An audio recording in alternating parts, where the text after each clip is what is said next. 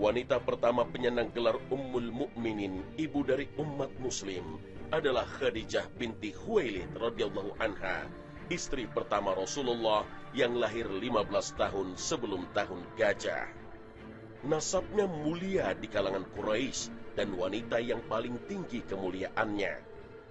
Khadijah binti Khuwailid radhiyallahu anha memiliki kesucian dari perbuatan buruk yang menjadi inti peradaban zaman jahiliyah. Beliau tidak seperti wanita di masa itu karena tidak berperilaku jahiliyah 65 tahun sebelum Rasulullah SAW menerima wahyu pertama. Itu sebabnya para penduduk Makkah menjulukinya At-Tahirah atau wanita suci. Ia seorang saudagar wanita yang sukses dengan harta yang melimpah, dipersunting oleh Rasulullah di saat usianya 40 tahun. Sementara Muhammad SAW berusia 25 tahun. Selama menikah dengannya, Rasulullah tidak pernah memadu dengan wanita lain hingga wafatnya Khadijah. Kedudukan yang mulia serta keutamaannya di hati Nabi begitu mendalam, hingga Rasul mengatakan, sesungguhnya dia adalah sebaik-baik teman hidup. Dari pernikahannya dengan Rasulullah, Khadijah binti Khuwailid radhiyallahu anha dikaruniai keturunan pertama, anak laki-laki yang bernama Qasim.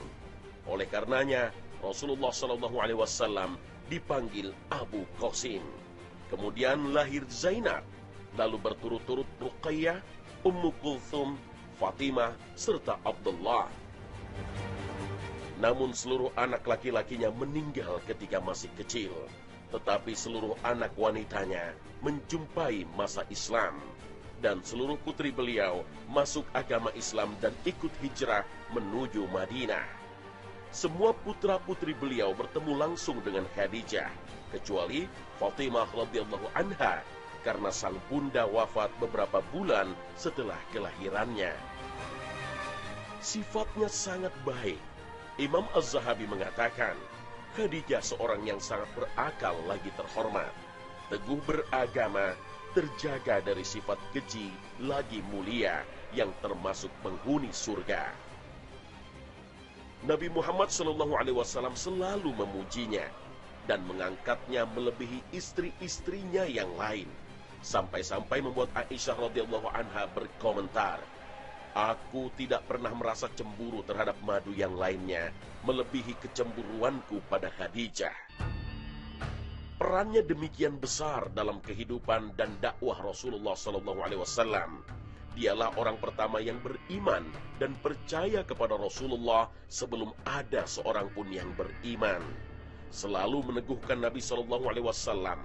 Itu sebabnya Allah menyuruh Rasulullah supaya memberi kabar gembira kepada Khadijah dengan rumah di surga dari emas yang tidak ada kebisingan serta rasa capek di dalamnya. Kemuliaannya dan ketulusannya mendampingi Rasulullah SAW membuat malaikat mengucapkan salam kepadanya. Imam Bukhari dan Muslim meriwayatkan dari Abu Hurairah radhiyallahu anhu, Rasulullah SAW menceritakan, pada suatu ketika Jibril mendatangi Nabi Muhammad dan mengatakan, "Wahai Rasulullah, ini Khadijah telah datang.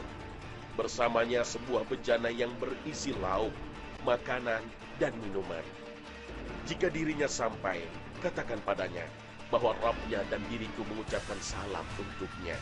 Dan kabarkan pula bahwa untuknya rumah di surga dari emas yang nyaman, tidak bising dan merasa capai." As-Suhaili menjelaskan hadis ini bahwa Khadijah binti Khuwailid radhiyallahu anha mendapat rumah di surga yang terbuat dari batu permata. Karena beliau telah mengumpulkan berbagai sarana dakwah Rasulullah, ia pionir terdepan yang beriman kepada suaminya. Sikapnya tenang dan tidak pernah merasa capai dalam membela dan memperjuangkan agama Allah.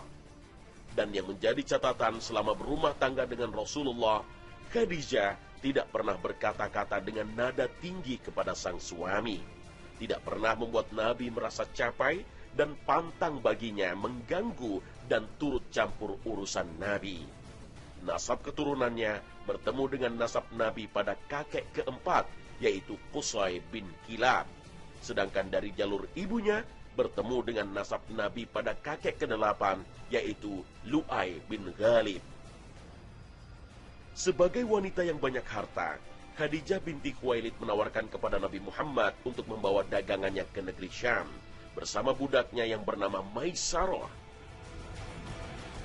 Tatkala Nabi pulang dengan membawa keuntungan yang sangat banyak dan beliau mendengar kejujurannya, maka Khadijah terpikat dengan Nabi, sehingga ia berharap bisa dipersunting oleh Rasulullah Shallallahu Alaihi Wasallam. Nabi pun menikahinya dengan mahar 20 ekor unta betina.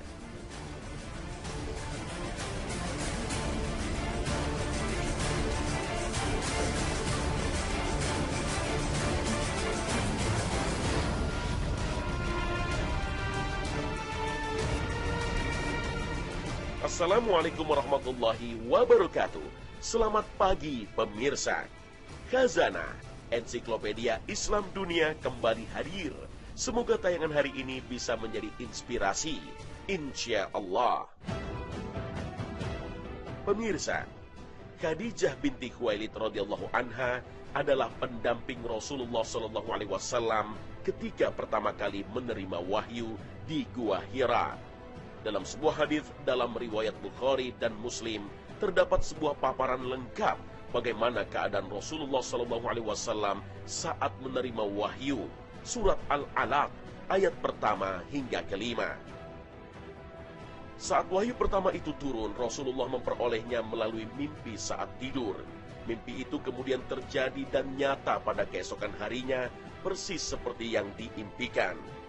Kemudian diceritakan pada akhir hadis ini, maka beliau langsung pulang dalam keadaan ketakutan, lalu masuk ke dalam rumah menemui istrinya Khadijah binti Khuwailid sembari mengatakan padanya, "Selimuti aku, selimuti aku."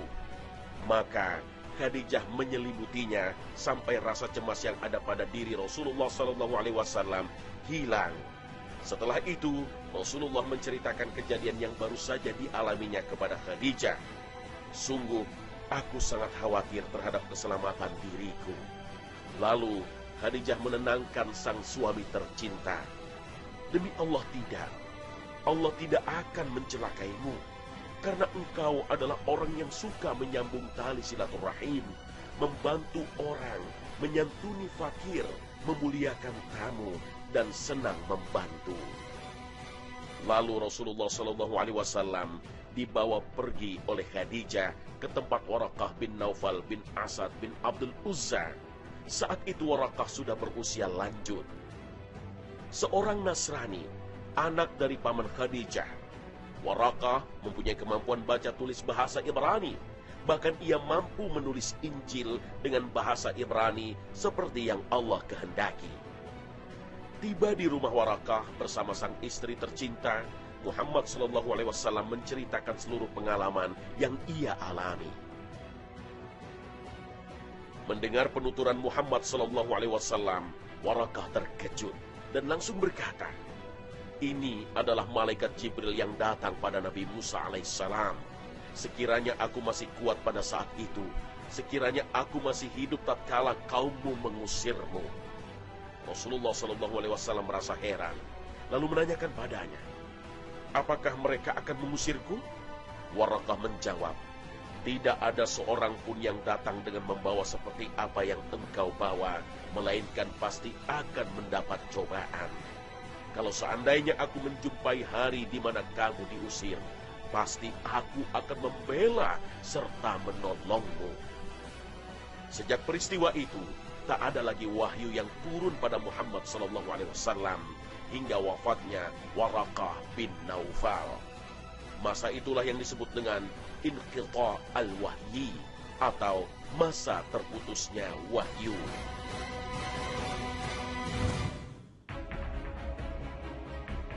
Akhlak terpuji dari Khadijah binti Khuwailid radhiyallahu anha adalah keikutsertaannya bersama Nabi Muhammad SAW, baik dalam suka maupun duka. Beliau dengan tabah mendampingi Rasulullah SAW saat menghadapi ujian berat. Saat itu, kaum Quraisy memblokade Rasulullah dan keluarga besarnya di lembah Abu Thalib, hingga mereka kehausan dan kelaparan selama 3 tahun. Di masa sulit itu, keluarga besar Rasul terpaksa memakan daun pepohonan. Akibatnya, kesehatan Khadijah memburuk, hingga akhirnya Khadijah, wanita suci yang amat dicintai Rasulullah SAW, meninggal dunia. Inna lillahi wa inna ilaihi raji'un. Khadijah binti Khuwailid radhiyallahu anha, wanita terbaik yang pernah dimiliki umat ini, sebagaimana yang ditegaskan dalam sebuah hadis riwayat Imam Bukhari dan Muslim. Dari Abdullah bin Ja'far radhiyallahu anhu, dia bercerita, aku pernah mendengar Ali ketika di Kufah. Beliau mengatakan, aku pernah mendengar Rasulullah SAW bersabda, wanita terbaik yang pernah ada ialah Maryam putri Imran dan Khadijah. Khadijah radhiyallahu anha termasuk wanita yang paling dicintai oleh Muhammad SAW. Dalam sebuah hadis yang diriwayatkan oleh Bukhari dan Muslim dari Aisyah radhiyallahu anha, dia berkata, aku tidak pernah merasa cemburu terhadap istri-istri Nabi melebihi kecemburuanku terhadap Khadijah. Dan aku belum pernah berjumpa dengannya. Akan tetapi, beliau sering sekali menyebutnya. Terkadang beliau menyembelih kambing, lalu memotong-motong dan mengirim pada teman-teman Khadijah. Sampai pernah aku mengatakan padanya, seakan-akan tidak ada wanita lain di dunia ini kecuali Khadijah. Maka beliau menjawab, sesungguhnya dia itu wanita begini dan begitu, darinya aku dikaruniai anak. Dalam salah satu riwayat dikatakan, sesungguhnya aku dikaruniai buah hati darinya. Masih dalam riwayat Bukhari dan Muslim, terdapat sebuah riwayat dari Aisyah. Dia bercerita, pada suatu hari, Halah binti Khuwailid, saudari Khadijah, meminta izin pada Rasulullah SAW untuk masuk ke rumah. Maka beliau menjadi teringat dengan suara istrinya Khadijah, dan beliau mengatakan, Allahumma Halah binti Khuwailid. Dari situ, kata Aisyah, timbul kecemburuanku, sehingga aku berkata, kenapa engkau selalu ingat pada wanita tua itu yang sudah mati, sudah tua, jompo lagi? Sedangkan engkau telah diganti oleh Allah dengan wanita yang lebih baik. Mendengar perkataan Aisyah radhiyallahu anha, Rasul sallallahu alaihi wasallam langsung menyahut, Allah belum pernah menggantikan yang lebih baik darinya. Dirinya telah beriman padaku tatkala manusia mengingkariku. Dia mempercayaiku ketika orang lain mendustakanku. Ia telah mengorbankan seluruh hartanya ketika orang lain mencegahnya dariku. Dan darinya Allah memberiku rizki anak ketika hal itu tidak diberikan pada istri-istriku yang lainnya. Hadis riwayat Ahmad.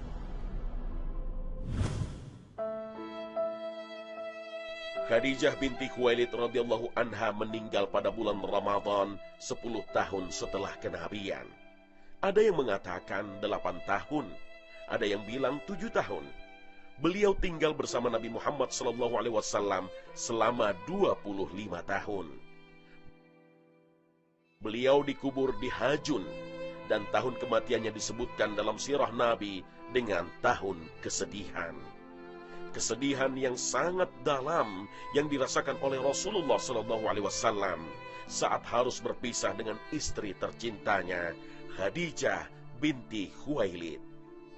Semoga Allah Subhanahu wa Ta'ala meridhai ibunda kaum muslimin Khadijah, serta membalas segala kebaikannya untuk Islam dan kaum muslimin dengan sebaik-baik balasan.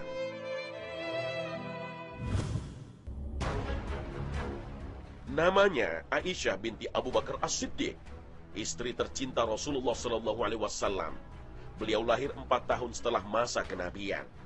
Ibunya bernama Ummu Ruman binti Amir bin Uwaimir bin Abdi Syams bin Kinanah. Rasulullah Shallallahu Alaihi Wasallam menikahi Aisyah 2 tahun sebelum hijrah. Pernikahan ini menjadi ikatan suci yang mengukuhkan gelar Aisyah menjadi Ummul Mukminin. Tatkala itu Aisyah radhiyallahu anha masih berumur 6 tahun dan Rasulullah Shallallahu Alaihi Wasallam membangun rumah tangga dengannya setelah berhijrah, tepatnya pada bulan Syawal tahun kedua Hijriah, dan ia sudah berumur 9 tahun. Aisyah radhiyallahu anha mengisahkan, Rasulullah Shallallahu Alaihi Wasallam menikahiku setelah meninggalnya Khadijah, sedang aku masih berumur 6 tahun. Dan aku dipertemukan dengan beliau tatkala aku berumur 9 tahun. Para wanita datang kepadaku, padahal aku sedang asik bermain ayunan dan rambutku terurai panjang. Lalu mereka menghiasiku dan mempertemukan aku dengan Nabi Shallallahu Alaihi Wasallam. Hadis riwayat Abu Daud. Kemudian biduk rumah tangga itu berlangsung dalam suka dan duka selama 8 tahun 5 bulan. Hingga Rasulullah Shallallahu Alaihi Wasallam meninggal dunia pada tahun 11 Hijriah. Saat Rasulullah Shallallahu Alaihi Wasallam wafat, Aisyah baru berumur 18 tahun. Aisyah radhiyallahu anha seorang wanita berparas cantik, berkulit putih. Ia sering dipanggil dengan sebutan Humaira, yang artinya si pipi merah. Selain cantik, Aisyah radhiyallahu anha juga wanita cerdas. Allah Subhanahu wa Ta'ala telah mempersiapkannya untuk menjadi pendamping Rasulullah Sallallahu Alaihi Wasallam. Beliau mengemban amanah risalah yang akan menjadi penyejuk mata dan pelipur lara bagi diri Rasulullah Sallallahu Alaihi Wasallam. Suatu hari, Jibril memperlihatkan kepada Rasulullah Sallallahu Alaihi Wasallam gambar Aisyah pada secari kain sutra berwarna hijau, sambil berkata, ia adalah calon istrimu kelak di dunia dan di akhirat. Hadis riwayat At-Tirmizi. Aisyah radhiyallahu anha seorang pendamping yang selalu siap memberi dorongan serta motivasi kepada suami tercintanya. Di tengah beratnya medan dakwah dan permusuhan dari kaumnya, Aisyah radhiyallahu anha juga tampil menjadi seorang penuntut ilmu. Beliau senantiasa belajar dalam madrasah nubuwah. Sungguh sebuah kemuliaan karena menimba ilmu langsung dari sumbernya. Aisyah radhiyallahu anha tercatat termasuk orang yang banyak meriwayatkan hadis dan memiliki keunggulan dalam berbagai cabang ilmu, di antaranya ilmu fiqih, kesehatan, dan syair Arab. Setidaknya sebanyak 1210 hadis telah beliau riwayatkan dan telah disepakati oleh Imam Bukhari dan Muslim. 174 hadis hanya diriwayatkan oleh Imam Bukhari, serta 54 lainnya diriwayatkan oleh Imam Muslim. Sehingga para sahabat kibar, tatkala mendapatkan permasalahan, mereka datang dan merujuk kepada ibunda Aisyah radhiyallahu anha. Suatu hari, orang-orang Habasyah masuk masjid dan menunjukkan atraksi permainan di dalam masjid. Lalu Rasulullah Shallallahu Alaihi Wasallam memanggil Aisyah. Wahai Humairah, apakah engkau mau melihat mereka? Aisyah radhiyallahu anha menjawab, iya. Maka Nabi Shallallahu Alaihi Wasallam berdiri di depan pintu. Lalu aku datang dan aku letakkan daguku pada pundak Rasulullah Shallallahu Alaihi Wasallam dan aku tempelkan wajahku pada pipi beliau. Lalu ia mengatakan, di antara perkataan mereka tatkala itu adalah, Abul Qasim adalah seorang yang baik. Maka Rasulullah Shallallahu Alaihi Wasallam mengatakan, apakah sudah cukup wahai Aisyah? Aisyah radhiyallahu anha menjawab, jangan terburu-buru wahai Rasulullah. Maka beliau pun tetap berdiri. Lalu Nabi Shallallahu Alaihi Wasallam mengulangi lagi pertanyaannya, apakah sudah cukup wahai Aisyah? Namun Aisyah radhiyallahu anha tetap menjawab, jangan terburu-buru wahai Rasulullah Shallallahu Alaihi Wasallam. Aisyah mengatakan, sebenarnya bukan karena aku senang melihat permainan mereka, tetapi aku hanya ingin memperlihatkan kepada para wanita bagaimana kedudukan Nabi Shallallahu Alaihi Wasallam terhadapku dan kedudukanku terhadapnya. Hadis riwayat An-Nasa'i.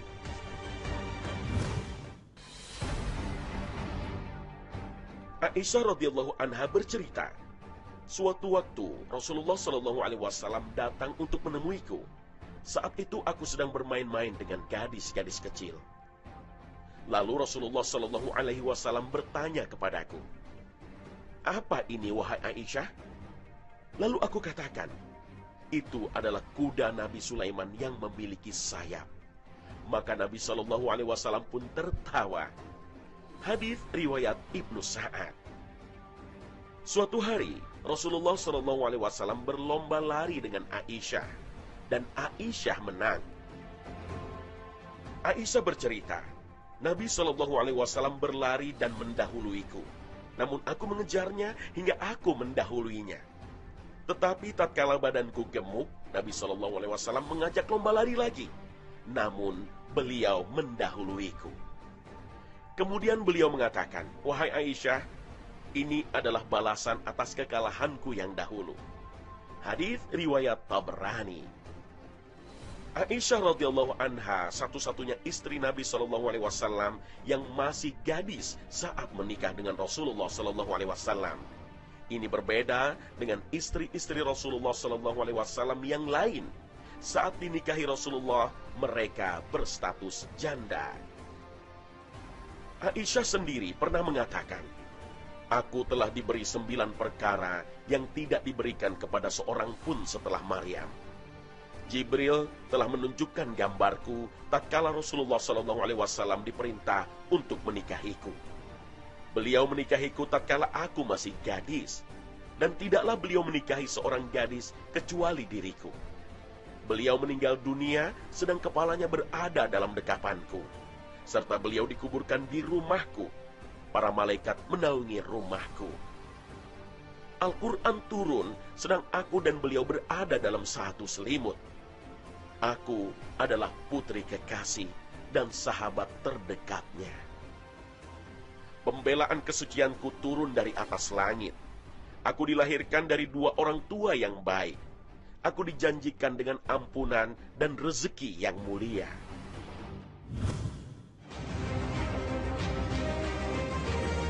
Rasulullah Shallallahu Alaihi Wasallam pribadi sempurna, suri tauladan. Mengikuti perilaku dan tindakannya bagian dari salah satu ibadah. Maka inilah paparan sunnah Rasulullah Shallallahu Alaihi Wasallam dalam berumah tangga.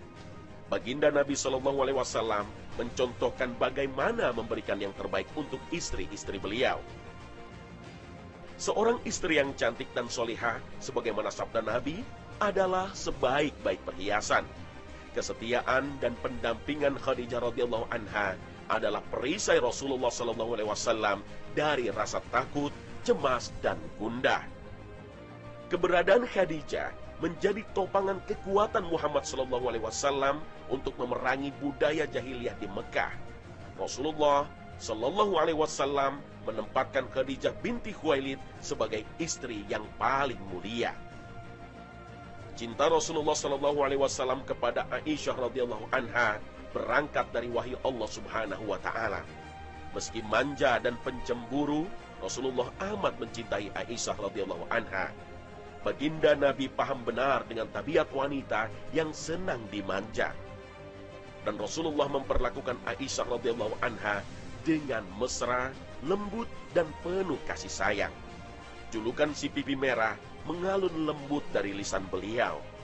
Maka inilah salah satu sunnah Nabi ketika memperlakukan pasangan.